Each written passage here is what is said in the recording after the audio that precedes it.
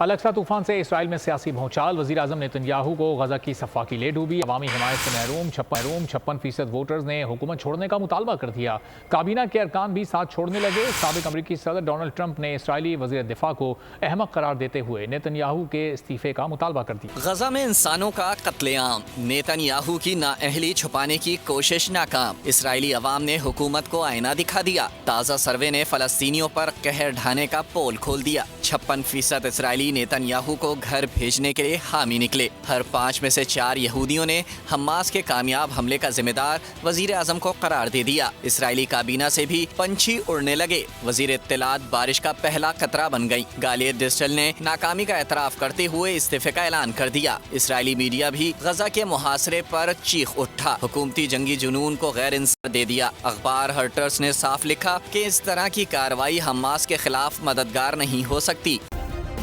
Subscribe کریں اور بیل دبائیں تاکہ کوئی خبر رہ نہ جائے۔